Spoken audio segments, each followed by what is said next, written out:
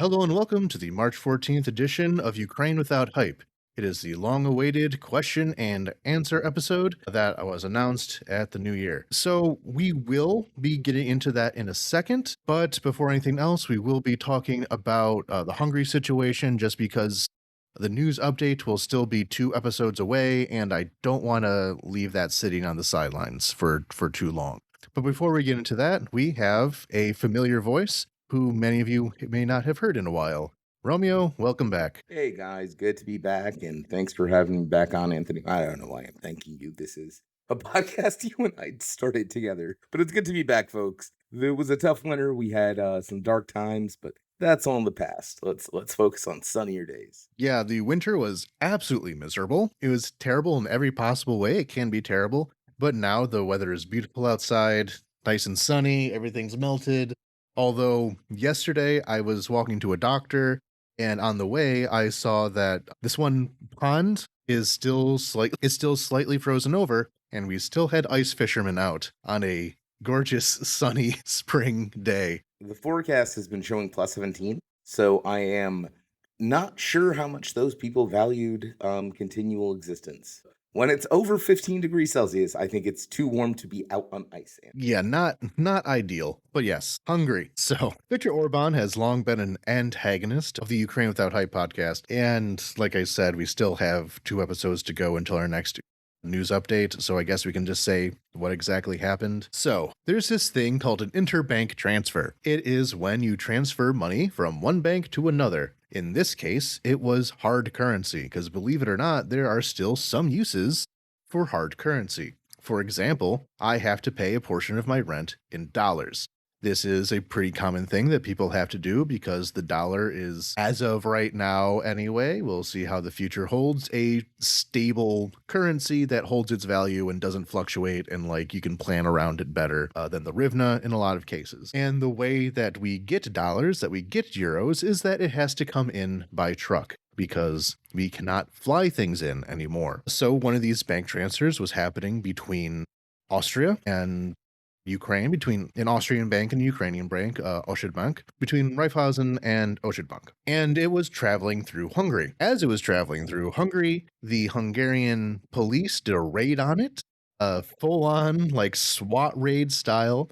They confiscated, how much was it? It was like some ridiculous amount of money. In total, I forget the exact breakdown, but it was in total something like $80 million cash equivalent. Something, I believe they said 9 kilograms of gold and 60 or 70 million euros in hard currency. And the Hungarian government decided to just straight up steal it. They arrested the Ukrainian bank employees doing this transfer. Thankfully, they were released within a few days, as was the armored vehicles that was used to carry out the transfer, though apparently the Hungarians like tore up all the electronics out of it. And so the money is still there. And the Hungarians are saying they're not going to release it until Ukraine repairs and reopens the Druzhba oil pipeline, which Russia, not Ukraine, destroyed a portion of. So that's just straight up theft. I would be happy to remind you that the United States police forces also employ a similar technique in wherein if they want, they can stop and take all of your money and then hold it as evidence for a crime and then never give it back. Yeah, this is a very large example of civil asset forfeiture, essentially. But in this case, the Hungarians have not said why. There have been kind of vague gestures towards that it was being used by the Ukrainian mafia or something. They kept pointing out that the head of the armored van convoy was some SBU official or general or colonel. It was hard to understand what they were saying because not because it was an Hungarian, because their story kept changing. Yeah. And so they've also insinuated that it was Ukraine using this money to fund the Hungarian opposition and control the elections. We've talked a lot before about how this Hungarian election cycle is basically entirely focused on hating Ukraine. And now we are getting news that the Hungarians have brought in Russian political technologists to run the election and campaign for them, including running a candidate that shares the name of the main opposition candidate, Peter Magyar. So that is where we're standing at in Hungary. I just want to do a quick summary because that's not the purpose of this episode. When we get to the next news episode, I'm sure Hungary will do a lot more shenanigans, and it will be a major topic in 2 episodes from now. How you doing, Romeo? You haven't been on for a while. How's your life been? What you been up to? Inform the people of your status.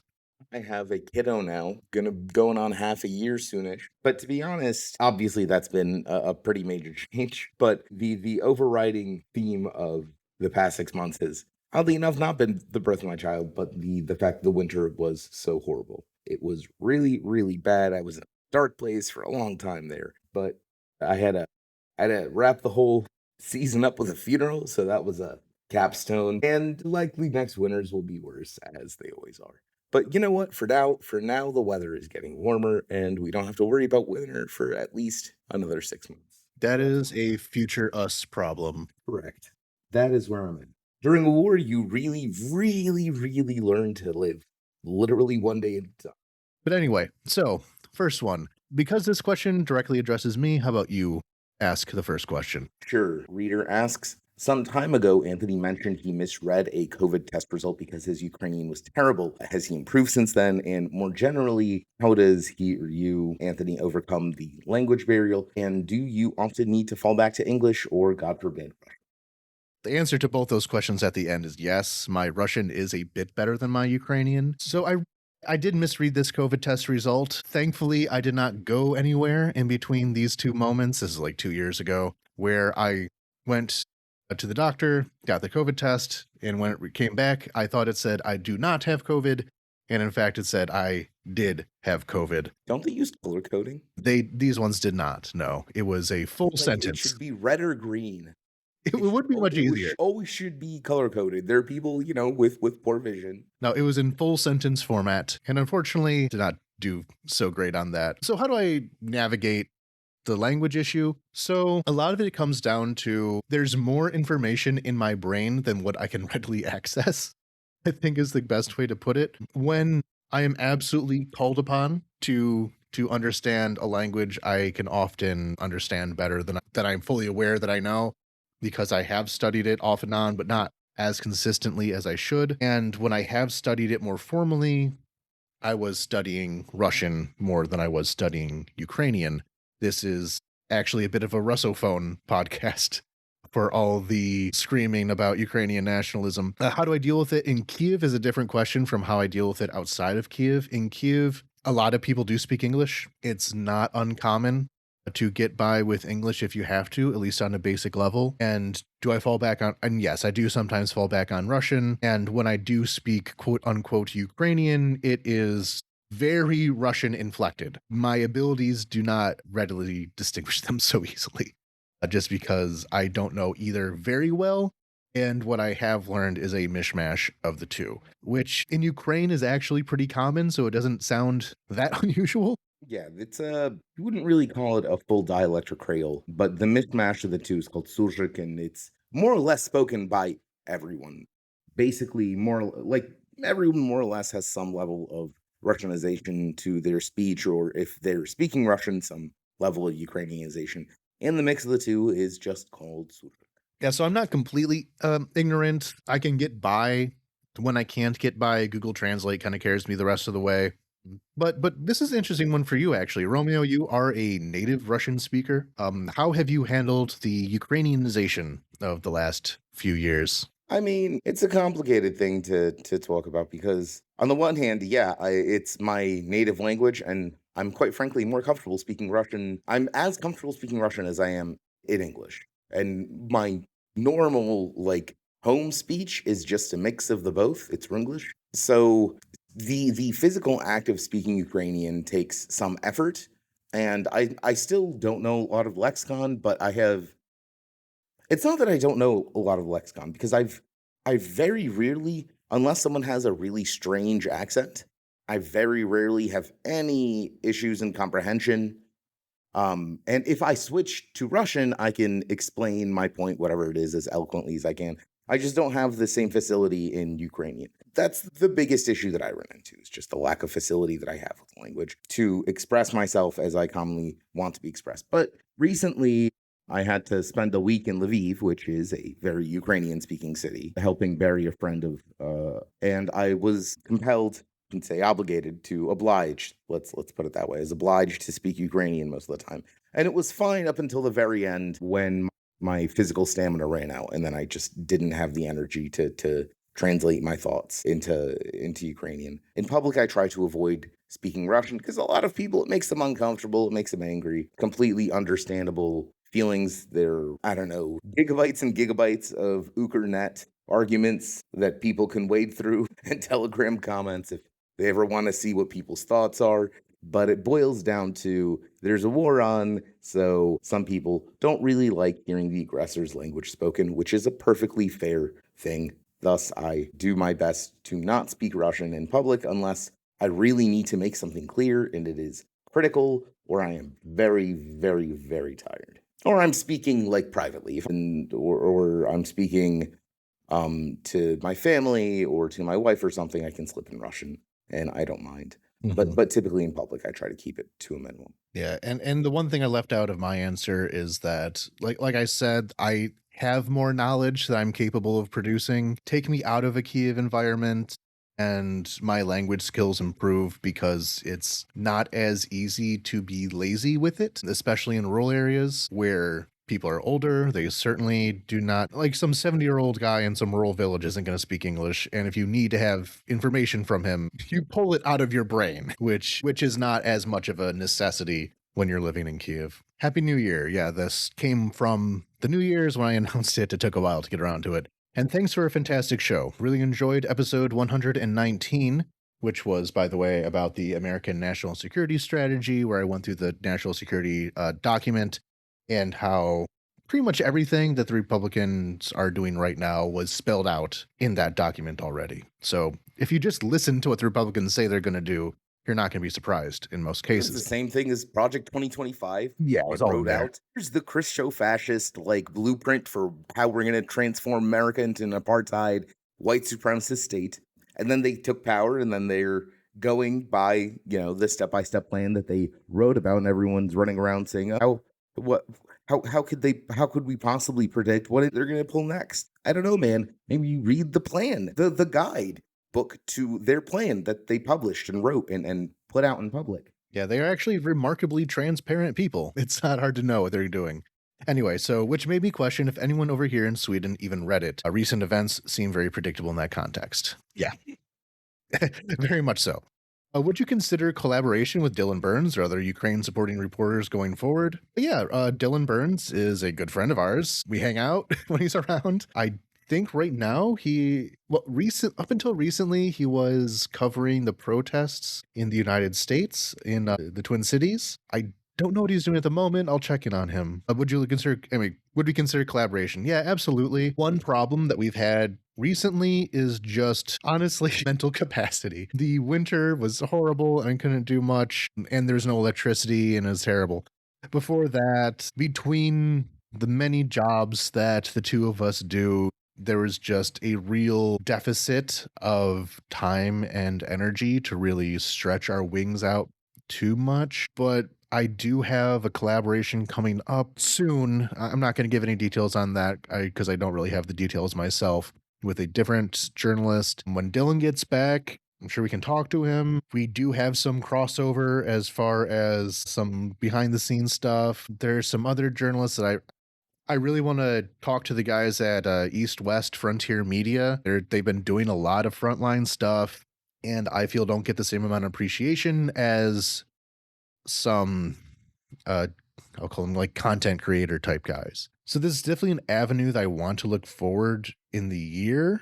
I know, Romeo, do you have any thoughts on it? I mean, you're I just am not a social person, and I have just emerged from considerate, basically almost a year of isolation. So I have absolutely no ideas on that front at all. yeah, fair enough, fair enough. Typically speaking, folks, if people don't reach out to me, I shy. I don't like bothering people. So if no one reaches out to us directly, I typically am not proactive in that regard. You actually do know quite a lot of people though. So you give yourself a bit of credit for that. But yeah, especially since this year I keep saying this. I do want to do more field work, and to do field work, you really need to collaborate with people.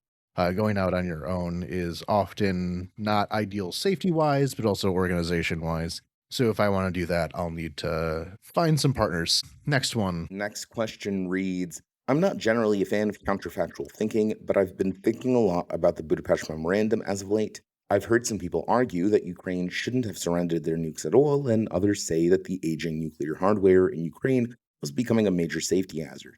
Do you have any thoughts on whether and what different terms in the memorandum could have prevented Russia from invading Ukraine, or should it have refused to surrender the weaponry entirely as a national security tool? So this actually connects to some recent stuff I've been doing with Kiev Independent recently. The second, so we did a first part of the documentary about the attempts by Russia to seize Crimea in the 90s, like starting like immediately in 1991. They were doing shenanigans down there. And the next episode of it is coming out next week or something. I don't really I think the 20th, something along those lines. I don't know. I'll announce it. And the background for that is at the start, Ukraine said that it wanted to be a denuclearized country. It kind of gave the goal, like a vague goal, a general goal, that it would get rid of its nukes in some way in the coming years. It was always kind of going to happen. You kind of raise some of the reasons why.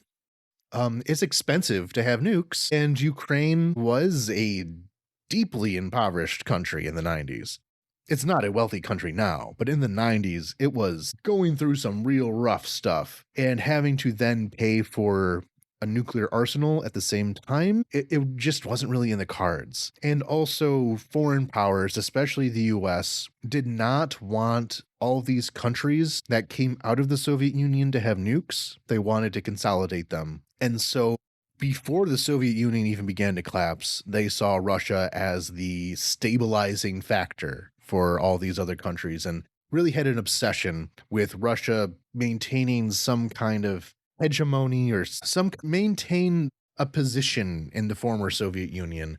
And that included absorbing all the nukes. And so it wasn't just Russia pushing for this. It was also the United States and in the direct context is that with the Russians messing about in Crimea, there was the Duma, the parliament in Russia. Basically, I wouldn't go so far to say that they were saying that they would invade Ukraine, but they passed some motion saying that like Crimea was Russian and all that, and things were getting pretty heated until Yeltsin bombed them in the early 90s, partially with the support of the West because the West did not like these nationalist forces in the Russian parliament. But that was the context of the Budapest Memorandum, is that Russia was kind of threatening to invade, and the Americans convinced the Ukrainians that this would be a way to cut through some of those tensions. And but because all this really scary stuff was happening at the same time,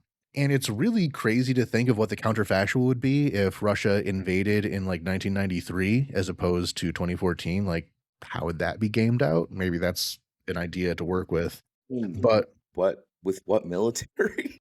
I mean, they went into Moldova, they went into Chechnya not long after Sure, but that. the Ukrainian at that point, the Ukrainian military was a significant portion of the post-Soviet arsenal. And at Yeah. that point, like, not only do you have people who were high-ranking Red Army officials just, a few months or a year ago, all of the equipment, tech, and logistics, everything's still set up and integrated. It would have been more like a proper civil war than anything else, really. But I also think there would have been more Russian loyalty at that time as well. You have I to don't remember know. that Russia, just like the rest of the Soviet sphere at that time, had gone through the complete and utter destruction of a century long ruling ideology. One of the reasons the Russians are so nihilist now, I mean, they were always quite nihilist, but they've gone completely nihilist, is because they went from having this unifying, in theory, on paper, progressive national ideology to worse than nothing, to having to revel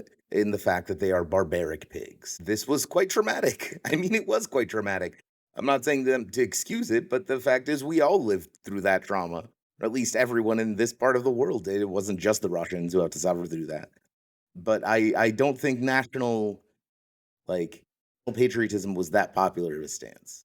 I mean, in Ukraine, there might have been more traitors in Ukraine at that time I mean, maybe, but because, like, it was still even more of an intertwined system. I would say at that spring independence was paradoxically when national sentiment was the highest until about Maidan, because it was at that point that people realized that they could finally throw off the Russian yoke. I mean, that feeling didn't last because again, we were desperately poor. Anthony mentioned this, but my grandmother, who is still a university professor, told me she didn't collect salary for like 2.5 or 3 years. Like, just she was still working and employed, she just didn't get paid, and she made by like growing some stuff, selling some stuff on market. It was not a good time. So I have I have my doubts that the Russians would have been able to unify in a civil war. Like, with Mhm. who? Against, like, okay, they sent their army into Moldova, but Ukraine is a whole different beast.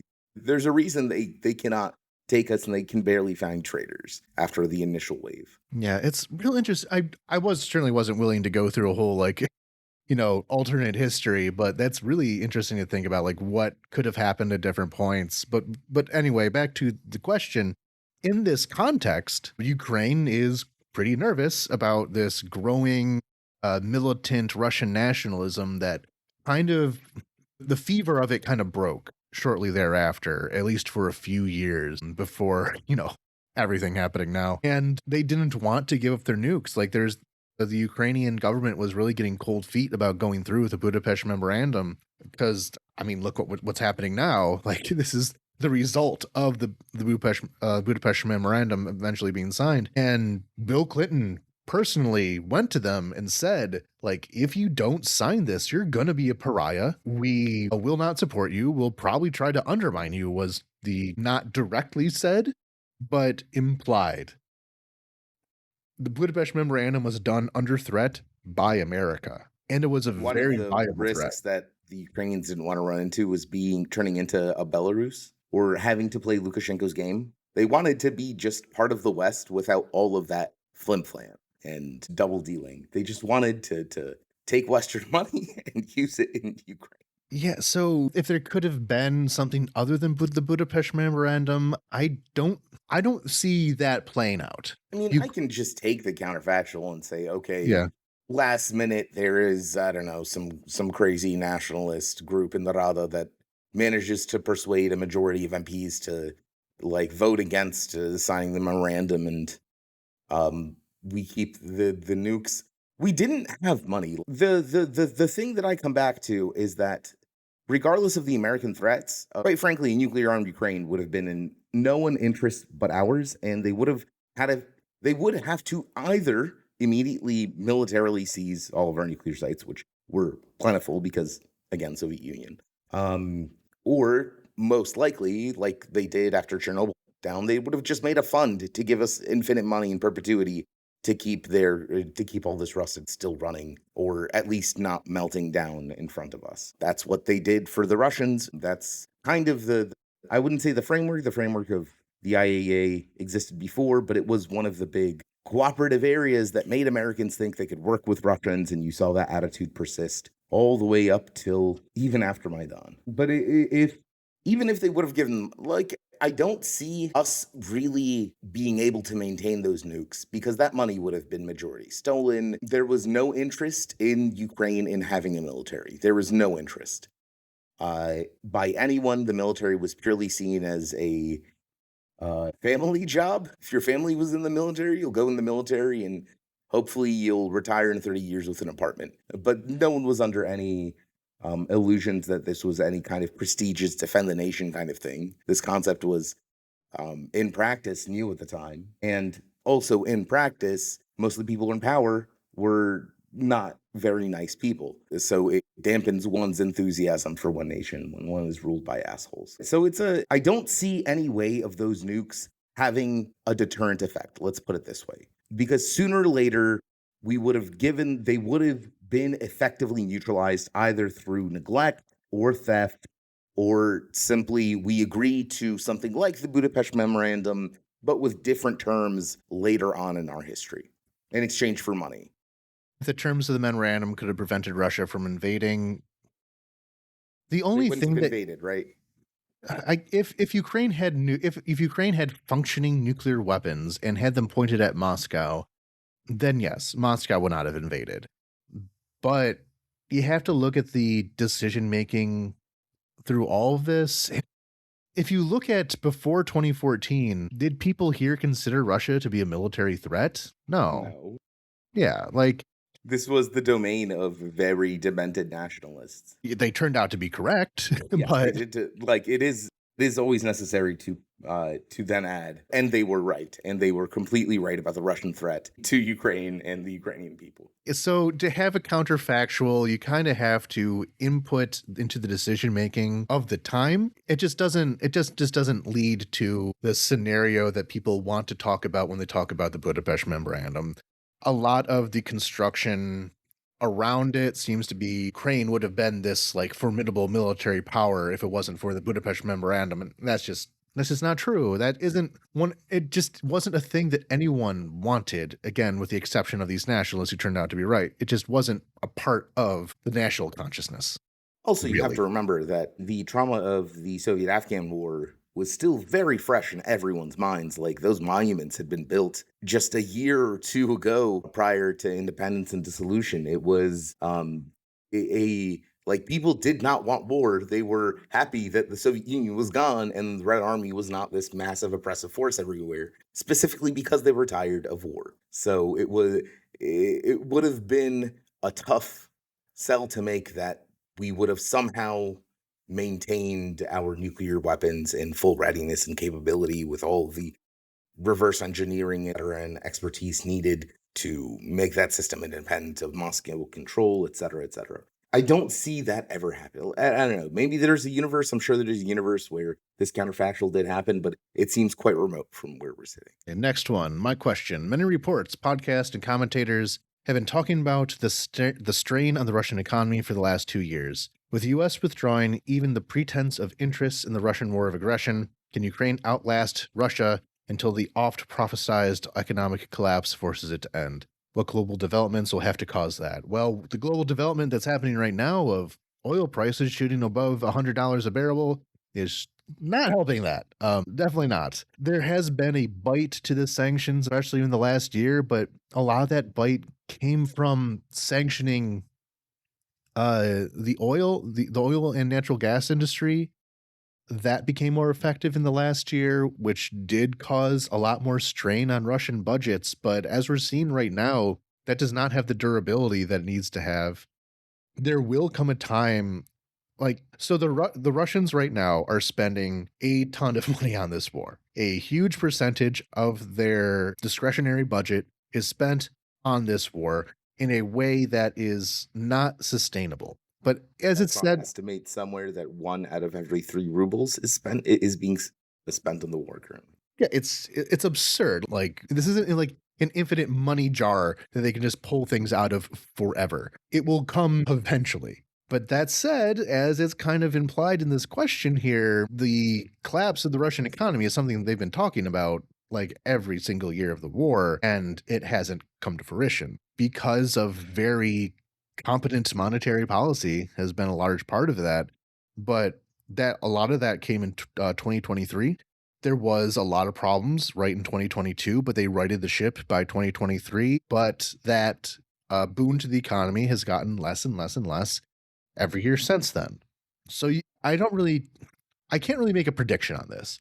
I can't really say that according to this like economic indicator, they only have X number of years left to go before they simply can't afford the war anymore. And the flip side of it is for that collapse to come, it has to be in relation to what Ukraine has available to it. And the West, the European Union, America, although they're not really helping anymore, has the tools to make that happen, but they've been afraid to do it. So it's a thing that will happen in the future, but it's one of those, when does the Messiah come? You don't really know. Actually have a completely different view on this question. I think that there is no off prophesized economic collapse, or rather, it is off prophesized, but that is not a true prophecy. There is no economic collapse will ever come because the simple fact is They have more people. If they want to kill us and they want to kill us, all they have to do is keep sending guys here to kill us.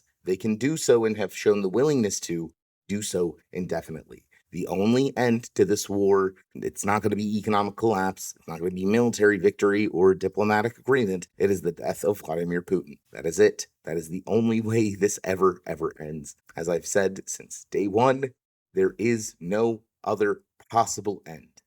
It doesn't matter if the ruble is devalued to 1,000 to 1 to the hryvnia or some other garbage like that. Russia is quite good at corralling people into small places and repressing them and making their labor serve the engines and factories of war. That is, in fact, the history of their entire nation for quite a number of centuries. So, no, there is no economic collapse. They can kill us indefinitely. The only development, and I repeat, is Putin dying. Of course, having the US be run by a Russian plant doesn't help when said Russian plant decides to give the Russian economy, which was struggling as a result of Ukraine's sustained efforts and campaign against their oil infrastructure, which has been doing quite a bit of damage. But hey, suddenly there's a new war that's going to make the US a military incompetent, embarrass them, and give Russia a monetary boost. Huh. How interesting. So that doesn't help. But again, the only way this war will end and could ever end is in Putin's death. Yeah, I certainly agree on that, but economic problems make them less capable of killing people. They'll still try. They're not going to stop, but it's a matter of capability. And if there is this economic collapse of who knows when or why, that would make the war I don't know what people mean when they say better. economic collapse. The Great Yeah. Depression was an economic collapse, but the country of the federal government of the United States didn't fall as a result. It simply had some tough times for a bit, and they had to come up with some new ideas to fix it. The state persisted just fine. Modern economic collapses, aside from places with very weak state structures, which is not the way things, the state structures in Russia might be vertical, but they're not weak aside from certain oblasts. In general, the state in Russia is quite strong. So even economic collapse isn't going to do, they already had to live through an economic collapse. That was what the dissolution of the Soviet Union was. The money became worthless. All your savings became worthless. You now know, like, there was barely a concept of ownership, and now it has to be completely reestablished. It was an economic collapse. People survived and the state survived. So there's really, what is an economic collapse supposed to look like? Zombies erupting from the ground? I struggle to understand.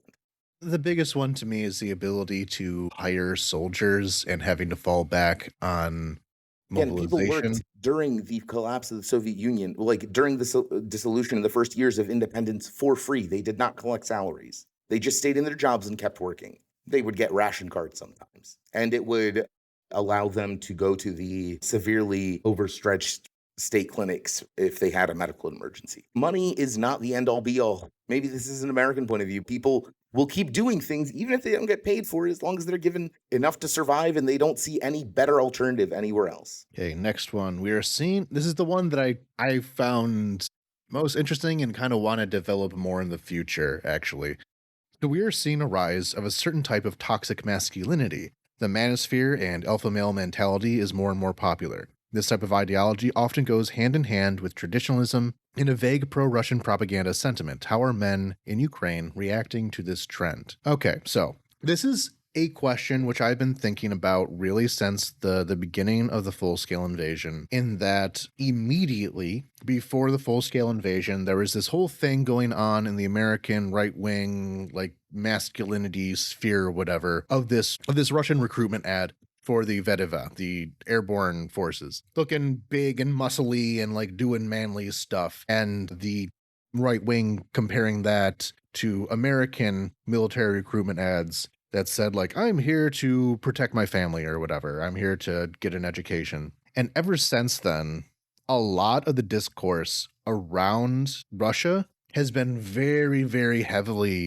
based in this masculinist ideology that Russia was a vitalist, masculine, Christian, white country starting itself against the corrupting values of gay ropa and like how Europe as a whole and Ukraine as a reflection of it were weakening the male vitality and all that nonsense. And obviously, this was noticeable, but I haven't had a great way to talk about it because I'm just not this isn't a topic that I'm very well read on, and I haven't been in the last 4 years, even though I've been, like, been thinking about it. And if I look back, so my education is in the political sciences, international relations, and in my reporting, in my, podcast, like, all of this, I really try to stick to w the things that I feel I know better than other people, and I don't like to just make stuff up. And my education in international relations was very, very traditional in this way. And the idea of realism, the idea of international neoliberalism, all that stuff. And when I was studying it, there was like feminist international relations, there was all these more identity based theories of international relations. But I have to admit that I did not take them as seriously as I did traditional political sciences. I realize now that that was a severe mistake. I did a blog post on this, like 2 or 3 years ago, essentially, about how realism as an international relations theory completely failed in Ukraine, about how liberalism as an international theory failed in Ukraine, and really the most realistic view of how international relations works right now is this like feminist of and related descriptions. Because if you look what Russia's doing, if you look at what America's doing, it's not rooted in, arch rationality or the ways that states deal with each other to maximize their power or security or well-being or any of that nonsense. It's crazy people acting on this lizard brain ideological nonsense of this is what we are owed based on who we are, and that group is trying to deny us what we are owed. Therefore, we must destroy that group of people. See, Anthony, see, that's where you run into the problem. All of it's always been this. Yep.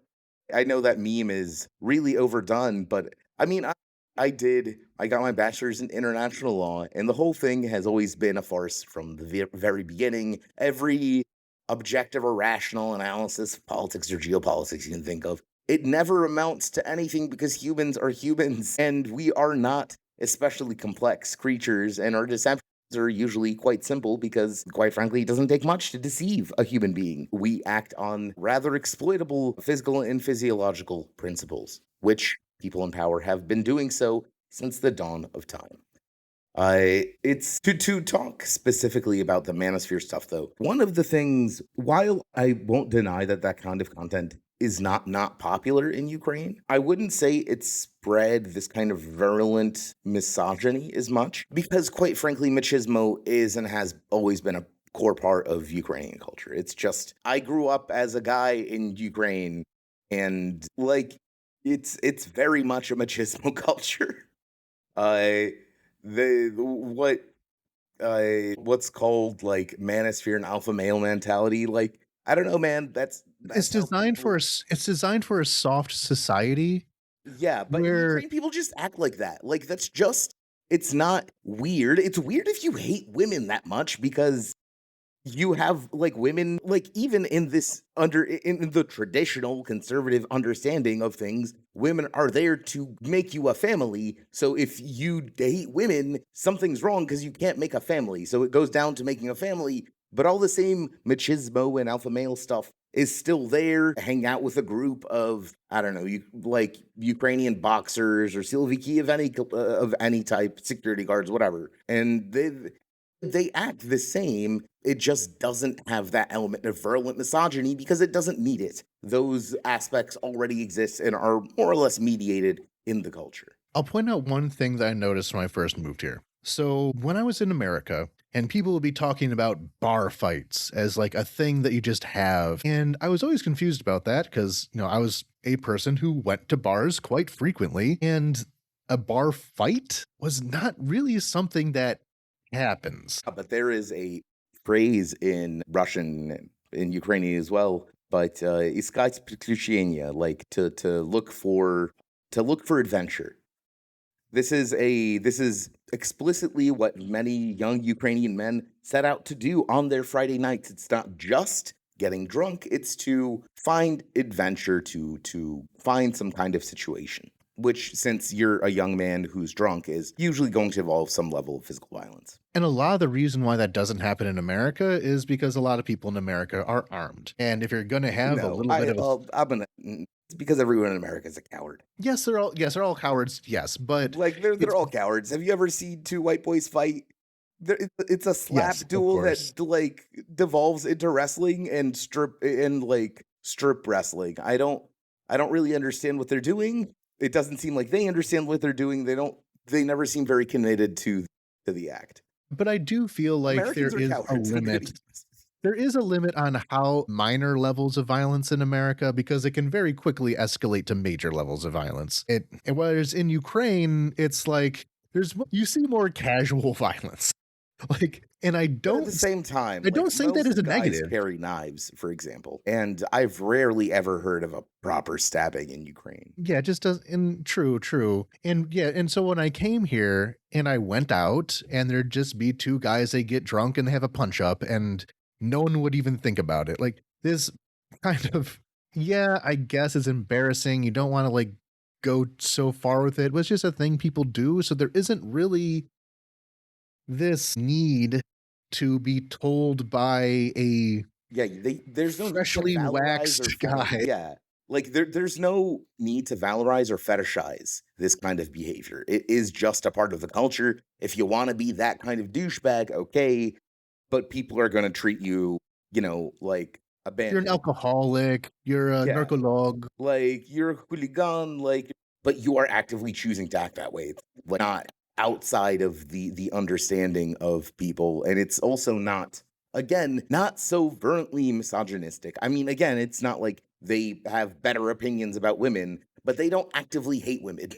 At Yeah, least there's not not to the extent that the incel sphere promotes. it doesn't have the reactionary element to it necessarily. But on the point of like the specific people that make up the manosphere and like the masculinist ideology and intellectual dark web, all that nonsense, I would say that before the full scale invasion, Jordan Peterson was a fairly popular figure because even in the Soviet Union and into the 90s, there was a soft spot for pseudo psychological nonsense, I can say, that Jordan Peterson really slid into quite easily. But his support for Russia has meant that a lot of that has disappeared, even with the decline of his career in general. In Ukraine, if you are the sort to be paying attention to those kind of figures, you don't want to be paying attention to the ones that are outwardly pro Russian. And, well, a lot of them are outwardly pro Russian. So that entire field withered away pretty quickly. As to the military aspect of it, the reality is that a lot of this masculine content is meant for young men. If you are over like the age of 23 and you are still like insecure about your masculinity or anything like that, that's kind of sad. And Like, also in Ukraine at 23, you're expected to get married and like start having kids. But you're like, culturally, people get married and have kids very young in Ukraine. So if you are still concerned about your masculinity, you're probably not going to embrace right wing like ideals. You know what I mean? yeah, and the big problem is that, okay, so young men are going to be insecure about their masculinity. They're figuring out who they are. They're figuring out how all this works, how to interact with members of the same sex or opposite sex as in like social hierarchies and romance and all that stuff. It's normal for a young man to feel insecure about those things. And there is a certain element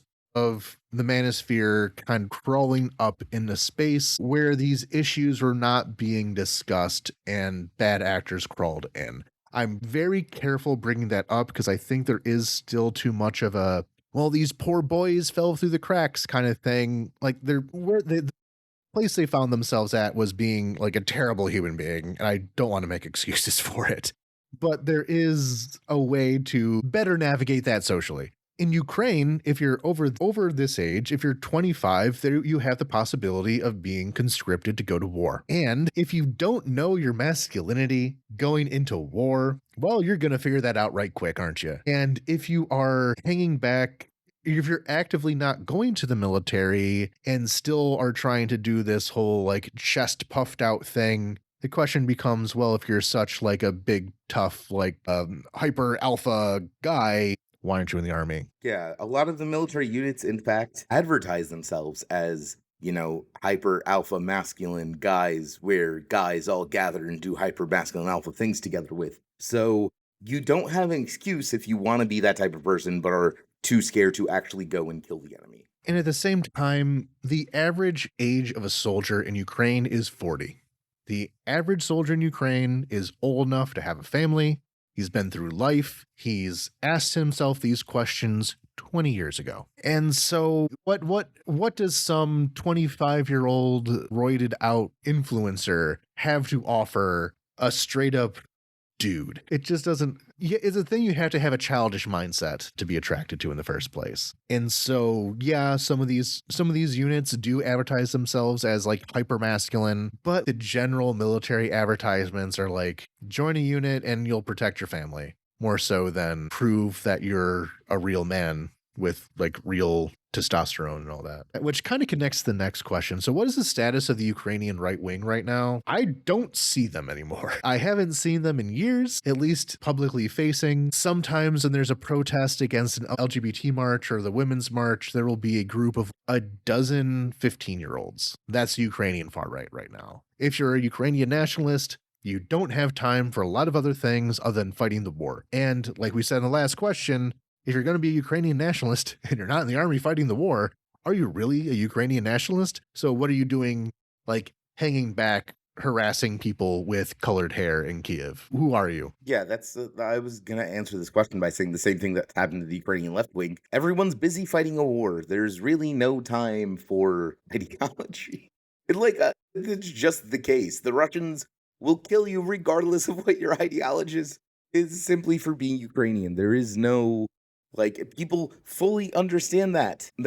There is no one is under any impression that if you are physically in Ukraine, you are just as at risk of dying from the Russians as anyone else physically in Ukraine. And this tends to breed a certain level of nonchalance and tolerance. And in the episode where I did, the year in review and the return to politics and all that, I mentioned that there's not really political organizing right now of any variety. There's some, like if it's so small. And within that sphere, right wing concerns are often pretty petty. Let's be real, wherever you are. And nobody has time for that. And if there's going to be a political protest, it'll be something for much more important. Yeah, you can't use the migrant line in Ukraine because people trying to leave the country, not come in.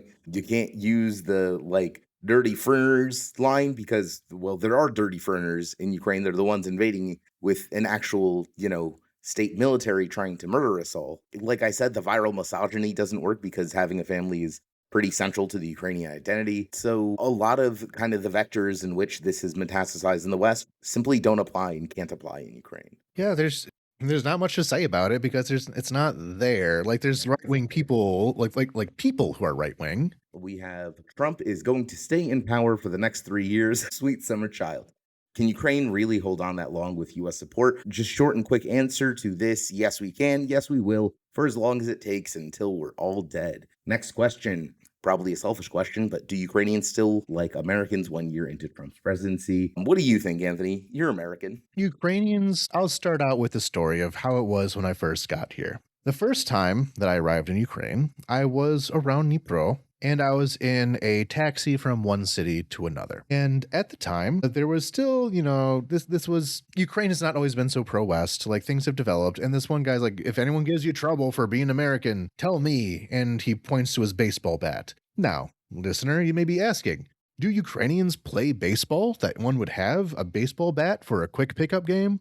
No, they do not. I have never seen a baseball diamond anywhere in this country. I'm sure they exist, but there's sure a lot of baseball bats for beating reasons. And so he says, I'll protect you if anyone gives you trouble for being an American.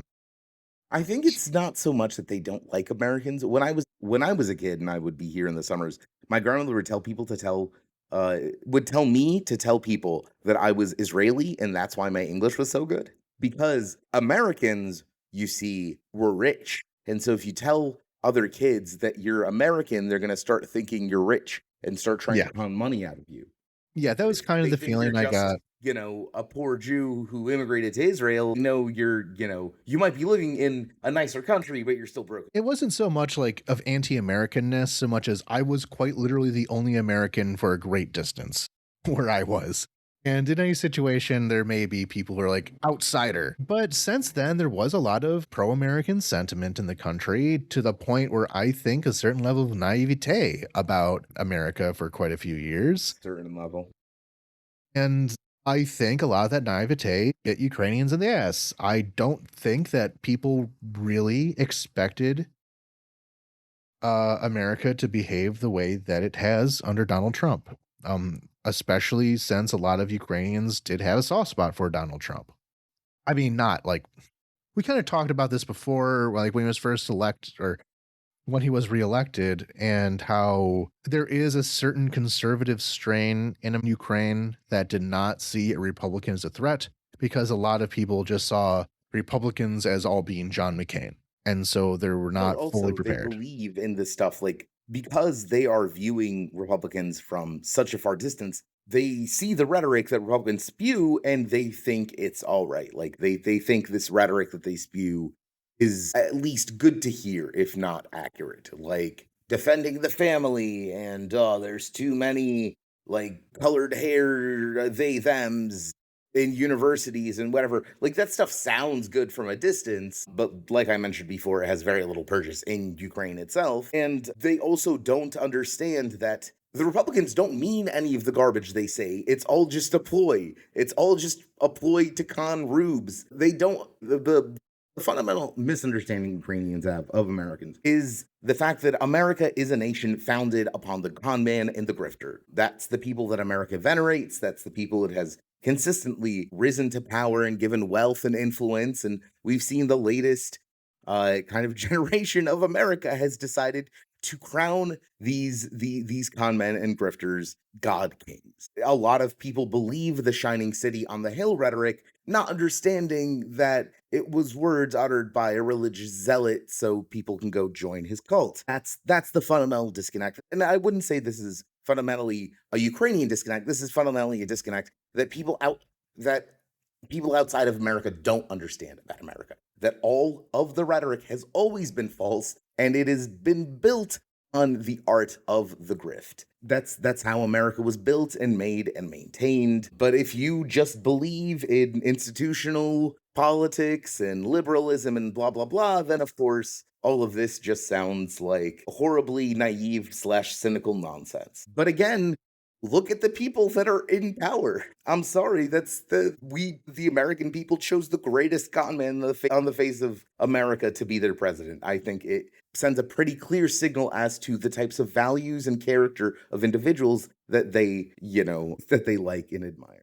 And so now when people are like, "Oh, you're American," I kind of immediately become a soundboard for why are you the way that you are? Yeah, why are you all crazy? So why did your nation go crazy? That's Like, the it's main not question. hostility or negatively towards me as a person, but when people hear that I'm American, they're like, "I need you to explain this to me, please." Like this one homeless guy in the neighborhood, rest in peace. Even him, a person who lives on the street and has had like certain addiction issues. He's like, "Where are you from?" And this conversation was all happening in Russian. Like, what? Where are you from? America.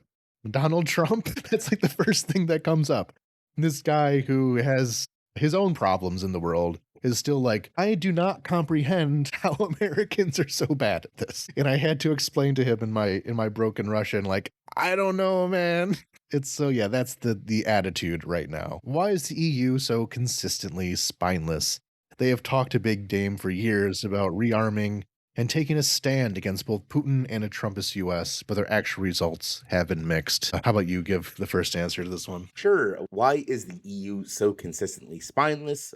They've never had a spine to start off with. Remember that the EU is about 20 years behind on integration plans. The original idea was that there would be ever developing, greater, and deepening integration between the member states. That has simply not been the case. As a result, the EU cannot have a spine. They never grew one. There is no mechanism for the EU to act outside of consensus, which is why a single bad actor out of what is it, 28 member states? 27 member states. So out of the 27 member states, just one bad actor is enough to make the entire EU seize up and stop functioning, which is exactly and unfortunately EU has far more than one bad actor, and it has people that are opportunistic between whether they want to help the cause of European liberation and freedom or oppose it. So that's one of the reasons why they can only talk. That is the only mechanism by which they can function, unless by some miracle there is 27 member state consensus on what to do, in which case the EU will do it. But that is a very tall order, which they have historically not been very good at overcoming. And now with directly Hungary, Slovakia, and their assorted Russian proxy parties throughout the European Union, they are effectively always going to be paralyzed, and integration is,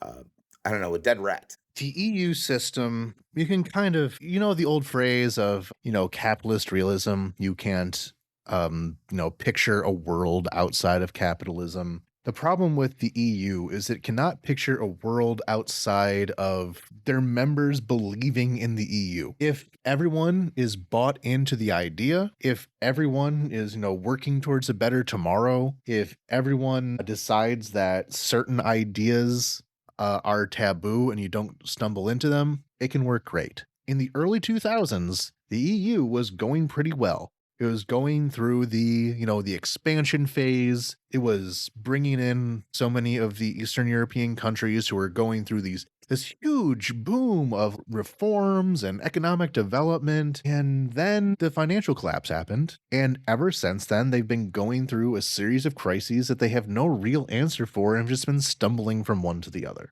And they've never got their footing right. It can't just be a bureaucratic construct when you're building like a transcontinental like a project. You have to believe in Europeanness. It has to have certain qualities that people essentially kind of agree to. And we can talk about Orban, Fico, these people who just reject it outright, and there's no answer for how to deal with them except, take away their voting rights or take away some of their funding. But they've done that and it hasn't really fixed anything.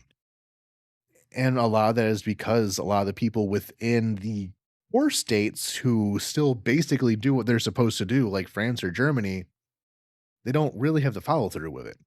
The Germans are, how do I say this? They were very conflict averse, especially with Russia. They did not know how to process the idea of a hostile entity that could be threatening them. And the Europeans who did picture this hostile entity thought it was immigrants or something like that, completely taking the eye off the ball of, the nuclear armed hostile power who is threatening to nuke them and kill them all. It does not have an answer to big problems because it does not have like the big solutions. I mean, it's not designed to have answers to big problems. That's the fundamental thing. The EU does not have the tools necessary to respond to threats on this level, save for consensus, which, as we've previously established, is impossible in the current scenario. Thus, the EU will always remain only as much as it is, unless there is some fundamental change to the structure and the legal governing mechanisms of the European Union itself. In the case of a ceasefire along the current front line, how likely could Ukraine get ready for the next Russian invasion? Well, the question I understand. I understand what they're saying of there was a lull in the war between 2015 and 2022. No, it's just a frozen phase. There was a frozen phase, but there was the full scale invasion.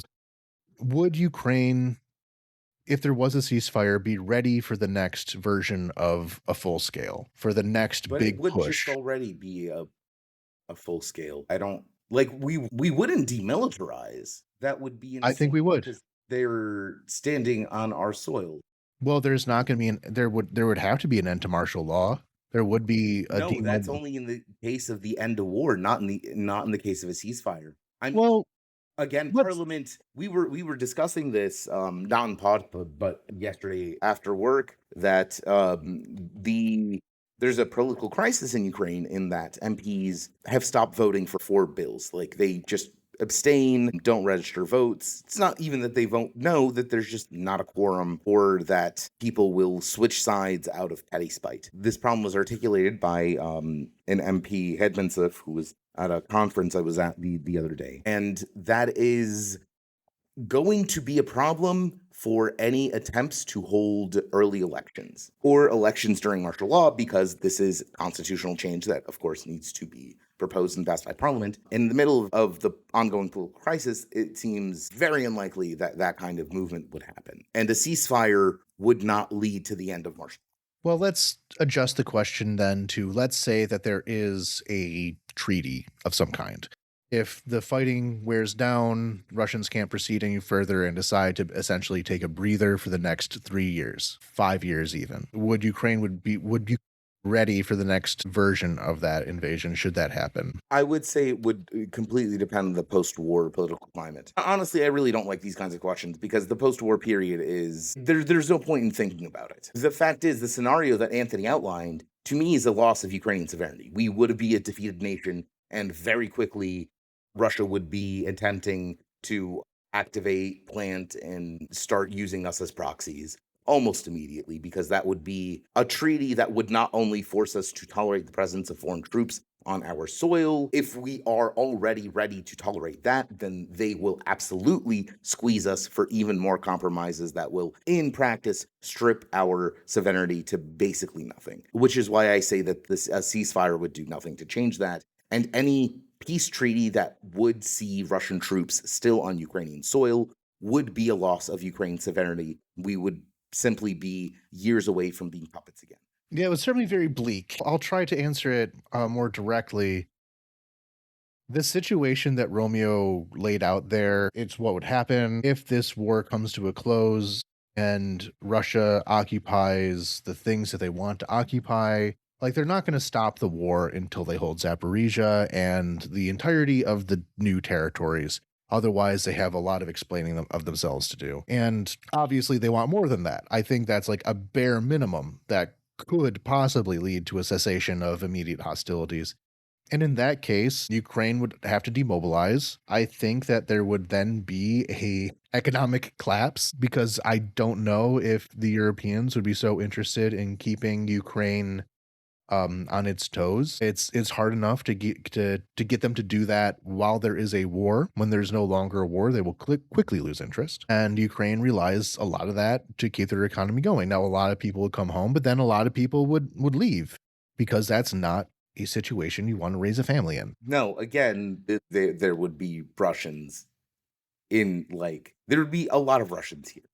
Um, and they would not stop. The immediate things they would do as the political landscape reasserts itself is, of course, start up proxy parties and exploit Mhm. every last possible grievance and regret that Ukrainians have had over the past, 14 years. For example, currently, you still can't really have an anti-Maidan party that would immediately occur. Like, first, there is absolutely going to be an anti-Maidan party after the end of the war because that's just how politics works. But the second that happens, if the Russians have any foothold in Ukraine, especially if they just forced us to sign a horrific peace deal that has subjugated us, guess what the first thing they'll exploit? Oh, the Maidan was a mistake. You guys never should have tried this independence malarkey. You were corrupted by the West. Blah, blah, blah, blah, blah, blah, blah. And that message would probably have great valiance. And we would just go back to being a Russian puppet. There would be no dreams of democracy or a future here. There is no path forward except victory for Ukraine, I'm afraid. Right. And with these political forces, that would be obviously Russian backed. But then, if anything is done to try to prevent them from taking power, if they just lost in a clean election, Russia would then immediately say that they're being suppressed and like the rights are Yeah, they being. would say, "Oh, it was a fraudulent election. We are going to send observers to Kiev to make sure that the Kiev junta that fraudulently lost the election doesn't start implementing anti-Russian ideology again, like the Bandero Nazis that controlled Kiev since 2014." Like it would be like it would be a loss for us, and we would be Russian puppets. It would be surrender, not surrender. It would be a loss. And those observers would be followed by soldiers to enforce democratic Yeah, principles or we all whatever. know how that Yeah. story goes. Mhm. How true are the horror stories about the TCC? I am not a citizen and therefore did not have. I okay, so they're referring to the basically mobilization offices, the draft offices. I'm The not a conscription citizen. officials, basically, the Yeah. guys that Tetsaka refers to the territorial conscription forces, the guys that are responsible for drafting conscription mobilization. As a citizen, I can tell you some of the horror stories are as true as they sound, and some of them are as fake as they sound. And some of them sound true but are fake, and some of them are fake and sound true. So just like everything else, it is a mixed and not entirely positive bag because at the end of the day, the job of these men is to find other men, their fellow citizens, and throw them in a van and then throw them into a war. This is not considered generally, particularly, it's necessary, but not commonly understood to not be entirely friendly, neighborly behavior. Right. And I'll share a horror story that occurred in I want to say January. There was this trans woman in Ukraine in Lviv who required some financial support. She had a lot of like health issues and asked for some money at times and I threw some her way. This turned into an issue where she ended up being conscripted, and while she's being processed, she basically goes to the training camp. It's very unclear of what medical checks happened before the training camp, but this training camp was outside and she already had some health issues and got some kind of pneumonia while she was there and was sent to a hospital where she unfortunately passed away. Now, ultimately, before she passed away, she was released from service. Obviously, she was not fit for service. Now, a lot of this comes down to the fact that trans identity in Ukraine is very politically difficult to do. It is a thing that you can do. It is possible to change your gender in like legal terms, but it's a very long and difficult process. And when you have mixed up documents in Ukraine, things get very confused very quickly. And there has been some discrimination against trans women because in a lot of their paperwork, they are male, even though they are not. And in this case, what really should have disqualified her is the fact that she had a list of medical problems that made her pretty frail, which led to her death. Now, if you just follow the paperwork here, she was released from service. She was eventually rejected from being conscripted. But when she was in the like custody of the TCC, the conscription office, they did not handle that very well, and it did lead to her dying. But then there's the flip side of that, in that it's very hard to talk about these issues because there is such inflation of the negatives on the internet and other places that when you talk about it, and it did happen to her. Her story was picked up by more Russia-friendly outlets and was treated as the Ukrainians are so evil they're killing the trans. But at the same time, though, it's hard to talk about things because you have to be responsible for how it will be taken. So obviously I'm telling this story right now, and it reflects very negatively on the conscription offices, and they do a lot of nonsense. But I don't want to present that as the norm, if that makes sense. Like, I don't want to present this story as the thing that always happens. And I just wish we were in an environment where you could report negatively on these things without it being taken as an endorsement of Ukrainian genocide, essentially. Well, it is a war. Sides are usually pretty pretty loud and clear, I would say. In my experience, it is just as bureaucratic a process as anything else in Ukraine. What that means is your attitude with the bureaucracy and your cooperation or non cooperation with them heavily and immediately impacts your outcome. That means that being slightly competitive can get you completely like in your paperwork, or being slightly confused or slow, or there's a lot of hidden social rules around Ukrainian bureaucracy that I found that people just kind of expect you to know. And if you don't know them, you are treated like an imbecile and not treated very well. You're treated as a problem, basically, instead of someone to help. And in that regard, the actual like draft process is dehumanizing, but at least equally bureaucratic. But again, that really does depend between region. It's bad in Odessa. When I was going through my conscription process, my lawyer, my company had a consultant, like a legal consultant that we hired to advise people, advise employees that had received draft notices. And one of the things he said was, it's really dependent on where you are. Like some regions have really bad reputations of their Tetsaka. The way that Tetsaka works in practice, or one of the more famous techniques they use, something maybe you've read about, it's called, or it's been dubbed, I should say, bussification, where a van, a small van, typical van, white van, panel sided doors, pulls up a military officer, the draft officer, and a cop come out and they ask to see your documents and they ask if you are liable for military service. And then, depending on your answer and depending on their check of your documents, they will either let you go free, take you back to the draft office, or in some very rare cases, drive you directly to a training camp. But that is widely seen as not standard practice. That's like not supposed to happen. That is clearly illegal, even if there are some cases of it. So that's usually the things. They don't really like draft dodgers. You, oddly enough, draft cops and draft officials, military draft officers don't really like draft dodgers. But if you are not eligible for service, then they let you go, which is not ideal that two guys in a van jump out and basically harass random citizens at times. But also, if you are eligible for military service and you haven't served, you are objectively a draft dodger. And we're in the middle of an existential war, people's sympathies are not limited, but they also understand why the Tetsaka exists. I would say that the good summary of that is that nobody likes the Tessica. A lot of soldiers don't like the Tessica. There's a lot of call for reform of the Tessica, but the idea of conscription, like as a way of generating manpower, is not unpopular. No one wants to get rid of that. Like everyone knows the necessity. They just want it to work better. How are LGBT people viewed in Ukraine? I kind of told a story about that, the difficulty of like trans rights and all that, especially as they relate to the military. And like we've been over a few times, Ukraine is a basically conservative country.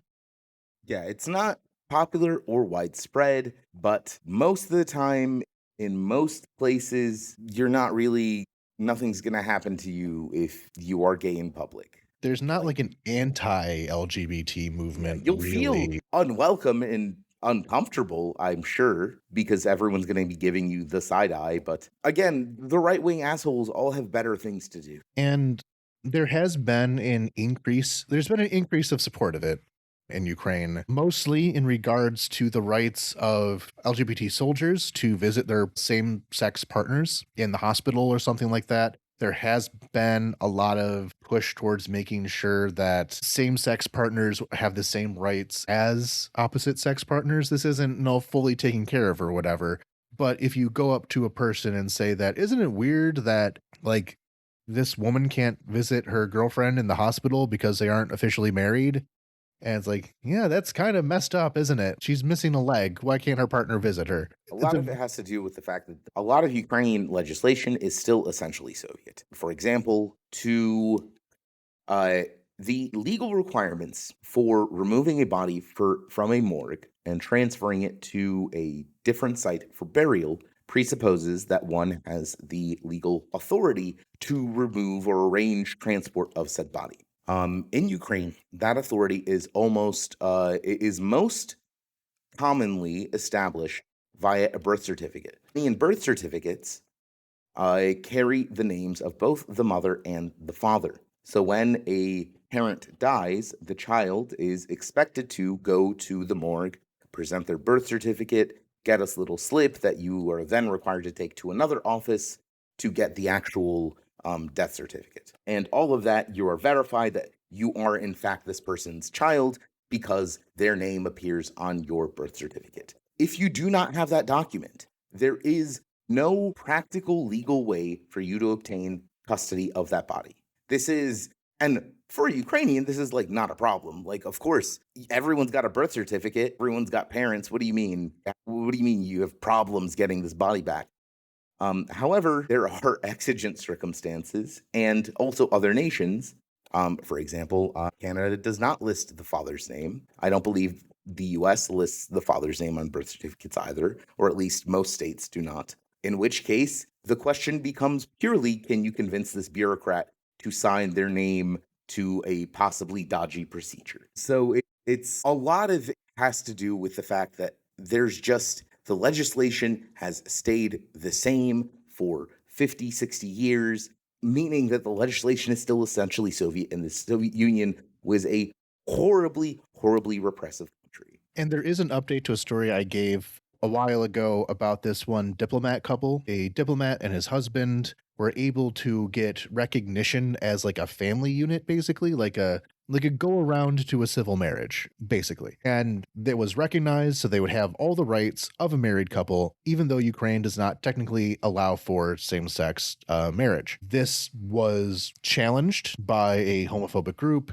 and the Supreme Court eventually upheld this earlier decision. So it rejected this challenge to it. But really, there's not a good way to fix these problems right now because it's in the Constitution and like because you can't change the Constitution during martial law. So, under the context of martial law, these problems cannot be fixed, but I say that there is a strong appetite for them to be fixed right now. Even if there is a lot of underlying social conservatism, they don't like the idea of there's not an appetite to make sure that like LGBT people are like harmed by the state, which is the driving force of a lot of homophobia in the Yeah, US right now. Ukrainians are generally against state repression in any form. Social repression, they are often in favor of. State repression, they typically oppose. And this distinction matters quite a lot. Our next question reads, how well developed is Ukraine's domestic arms industry so far? And I will say, pretty given the constraints that the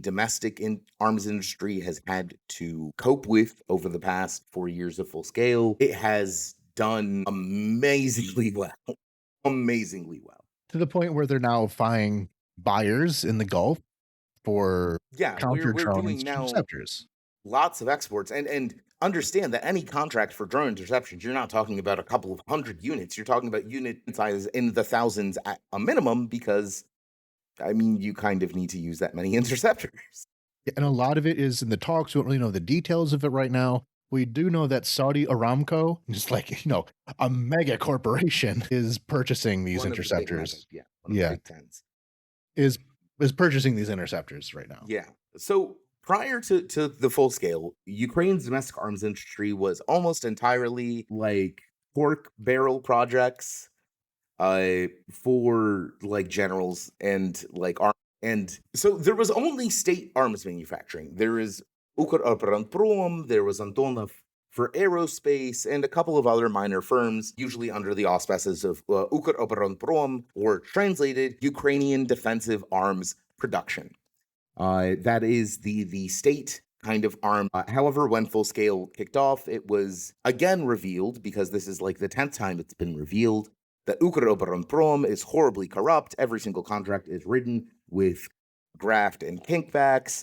They can't do anything on time. They have the equipment that they say they have, they don't have, blah, blah, blah. But since it's also a state run body, that means all the ministers are like the responsible ministries are going to look embarrassed if Ukroboron looks bad. They have to rush and all fix that. And it all comes out to a lot of noise and very little actual guns at the end of the day. Though, again, we do have our old Soviet factories and we do make our own high tech stuff.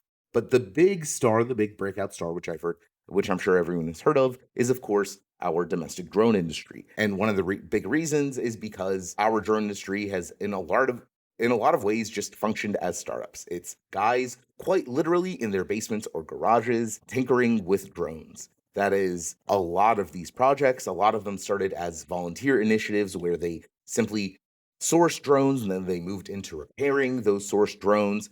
And then they moved into building those drones themselves. And we can see by the, now international interest, but even before that, we could see it. We were showing off our tech at every single arms conference we could find. We've And this stuff is being used on the battlefield as well. This isn't like showpieces like some militaries like to make. The Russians, for example, are famous for that. They have tons of stuff that they would super advanced, highly like capable of Wunderwaffen that they would show off in Abu Dhabi or whatever that they hold the Merchant of Death conferences, and they can't actually use them because they don't actually make those in any appreciable numbers. Not so for Ukrainian drones, which are active contributors to the warfighting effort. So, considering our restraints, and again, our legislation is horrible. One of the big issues is that because of martial law, Ukraine enacts pretty strict capital controls on everything because you don't want everyone, all the rich people, pulling their money and moving it out.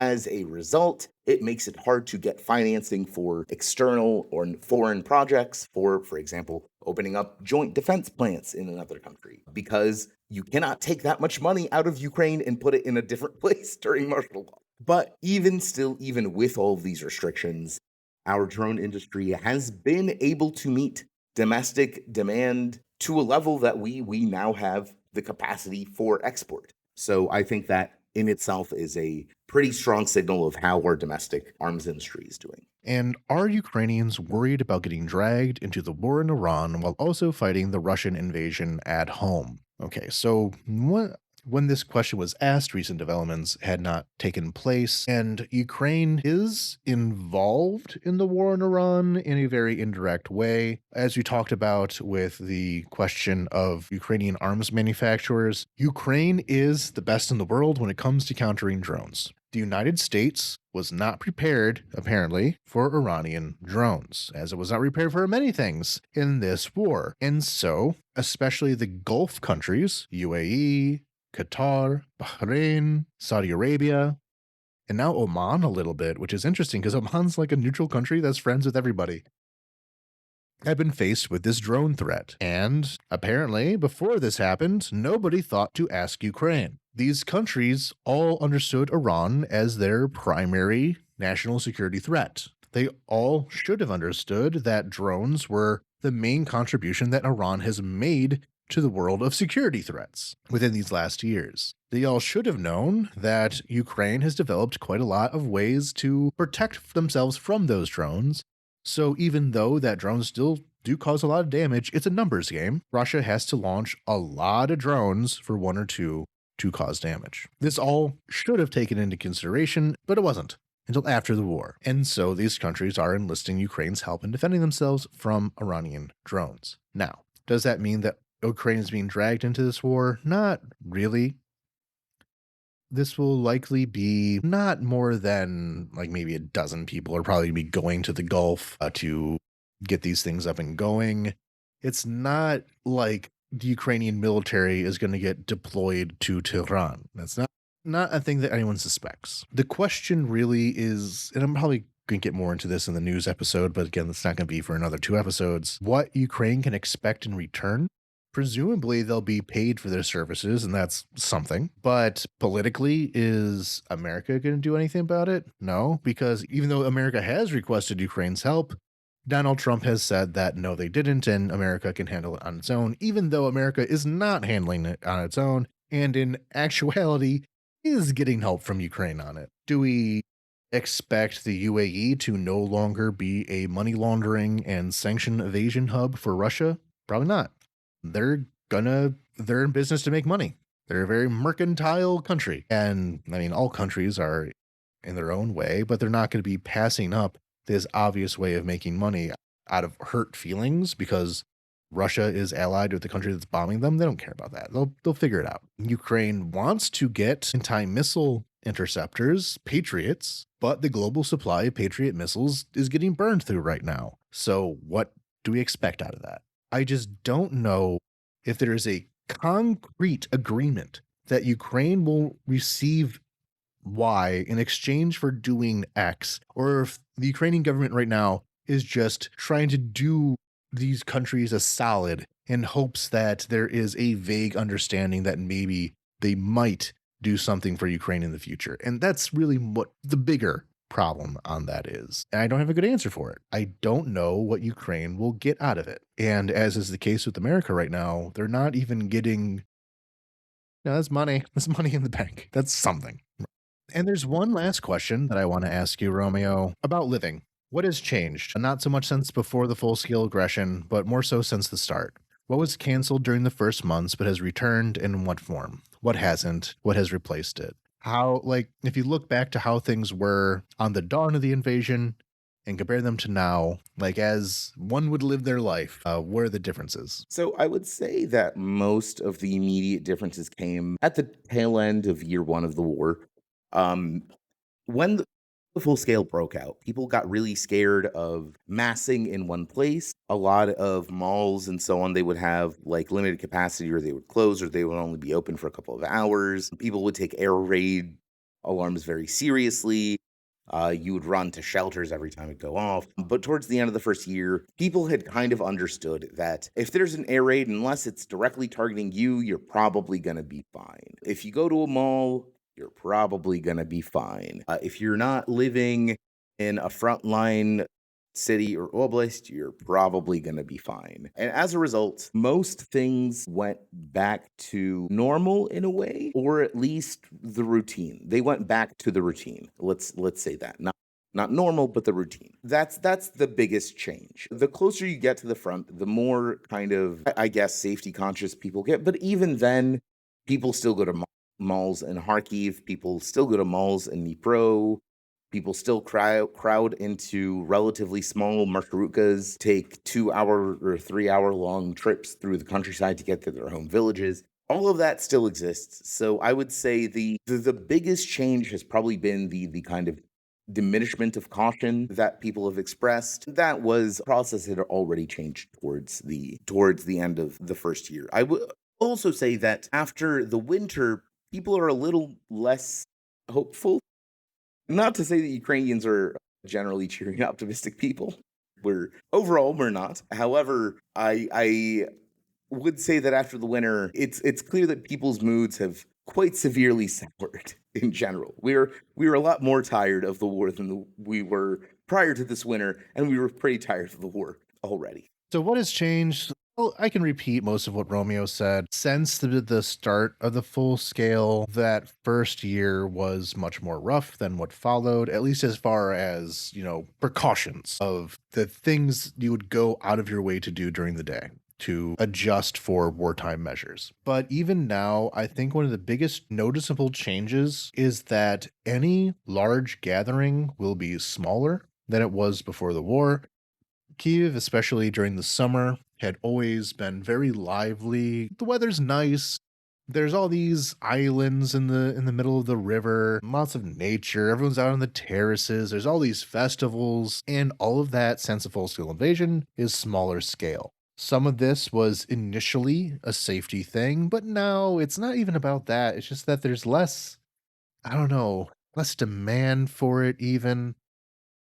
I've talked a lot about like, anime cons and like nerd stuff. That is going and it is some of the larger events. But even then, they are in smaller venues than they were before. And just overall having civic life is more difficult. That's the most noticeable difference for me. And economically, a lot of stuff that closes down. The neighborhood bar, it just couldn't stay afloat because of the economic pressures, and it was replaced with a liquor store. So a lot of storefronts that used to have more creative businesses in them have been replaced with uh, convenience stores, liquor stores, pharmacies that are more reliable businesses. Yes, it's good that there's something there, but it's replacing more unique things, more engaging things. Do we really need to have another convenience store on a street that already has three of them? But apparently, sure. And yeah, there is more frustrations, more negativities, not to the point of people wanting to end things on any terms, clearly. Like everyone knows what would happen. But it is kind of a fatalism that is and tough. And tragically, we lost the Mexican restaurant that closed down the siege and never returned. The one authentic Mexican spot that Kiev had, and I think the country kind of. But things did return just as a smaller, more trimmed down kind of thing. I like to go canoeing in the river, for example, but you can't for safety reasons, for security reasons, aren't allowed into the main estuary. You can only go down smaller trails, so that's a limitation. There's all these smaller limitations in your life that are not always suspected, or at least not actively thought of a lot of the time, but they're there. The idea of not being able to be out after curfew is pretty limiting. I'm somebody who likes to be out at nighttime, not even, at a bar or anything like that. I just like to wander around. Can't do that, even though that is a thing that really like calms me down and all that. I can't do it. So it's certainly abnormal. You adjust to the abnormality, I think is the best way to do it. Okay, with that, we will close out the episode. Thank you all very much for the questions.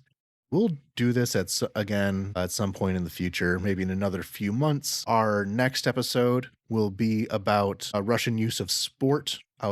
All these schedules got pushed back, but I'm glad this got pushed back because I'll be able to talk more about the Paralympics. And apparently, the Paralympics are even more messed up than the actual Olympics when it comes to Russian influence. So I'm kind of glad I had the time to hear about those things as well. And then after that will be news. So thank you all for taking part in it. If you would like to give your input or ask us questions, you can always join our Patreon at patreon.com/Ukraine without hype and join our Discord where you can just, talk to us whenever you feel like talking to us. Ask your questions whenever you feel like asking questions. So I'd like to thank all of our wonderful subscribers. So thank you to Randy McNerlin, The Voices in My Head are from Big Pharma, Kyle Smith, Damascus Medusa, Giorgio, David Shepard, Ivana Kretskaya, Mike, Kevin Albritton, Michael Drucker, PLM, Arminius, T. Bart, Barbara Station, Devi, Anonymous, Michael Wickman, Jenny Louise, Marguerite, Dimitri Litvin, Dennis Napalm, Vivek, James Burke, Elson Chainsaw, Big Meg, Elizabeth Hughes, Nick Niazan, Andy S., John Gates, Anjay, Grace Krause, Laura De Leon, Had to Laugh, Jacob Holm, Chris Bennington, Levy Grove, James Wise, Alex Grochmal, Ada McDonald, Victor Mate,